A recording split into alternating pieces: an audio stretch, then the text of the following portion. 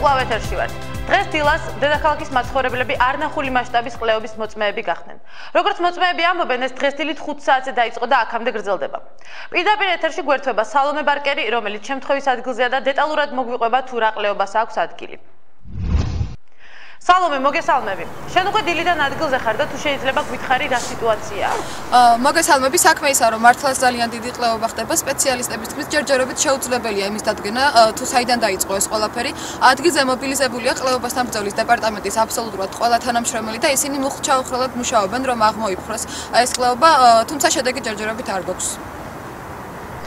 სალომე, თუ არის ცნობილი, დაშავდა თუ არა ვინმე ამ კვლევების შედეგად და საერთოდ რას ამბობენ თვითმკვლელები? როგორც ჩემთვის არის ცნობილი, ამ კვლევების შედეგად დაშავდნენ ადამიანები და თუ ეს დროზე არ ლოკალიზდა, მთელი არის საფრთხის ქვეშ დგას. რას ამბობს დედაქალაქის მუნიციპალიტეტი? მერიაში აცხადებენ, რომ მსგავს კვლევას აქამდე შეხვედრია და საქმე ბოლომდე მიუყვანეთ, ასე რომ სანერვიულო არაფერია. ჩვენ ასევე ჩავწერეთ რამდენიმე ექსპერტი კვლევების საკითხებში და ახლა შეგვიძლია პირდაპირ ეთერში მოვისმინოთ მათი აზრი. ამ კვლევაში დამნაშავე პირველ რიგში არის მხოლოდ და მხოლოდ ხელისუფლება და ამის შემდეგ ოპოზიცია, რადგან როდესაც ქვეყნის სათავეში ხარ მოსული და პასუხისმგებლობა გაქვს აღებული, ეს ავტომატურად ნიშნავს, რომ მსგავსი კვლევების მენეჯმენტი უნდა შეძლო, ხო? ეს მარაზმი არის ამ ვესტერნიზაციის, ევროპეიზაციის შედეგი, ხო? საქართველოში რა ნაკლები კვლევა გვაქვს, რომ დაგვჭირდეს დასავლეთიდან შემოტანა.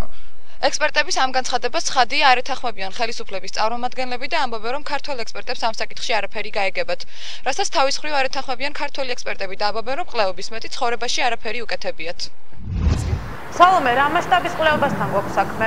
როგორც ჩემთვის გახდა ცნობილი, ეს არის უპრეცედენტო მასშტაბის კვლევა და აქამდე მსგავსი არ მოხდარა ამიერკავკასიაში.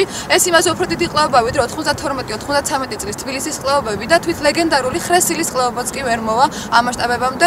ვითარება საკმაოდ რთულია და თუ დროზე არ მოხდა, მისი ლოკალიზება შესაძლებელია ერის საფრთხის ქვეშ დადგეს. დიდი მადლობა სალომე. ეთერში იყო ჩვენი კორესპონდენტი სალომე ბარკერი, რომელიც კვლევების ადგილიდან გვერდებოდა. რეკლამის შემდეგ მიხეილ სააკაშვილი ახალ გამჭვირვალე კვლევას ხსნის.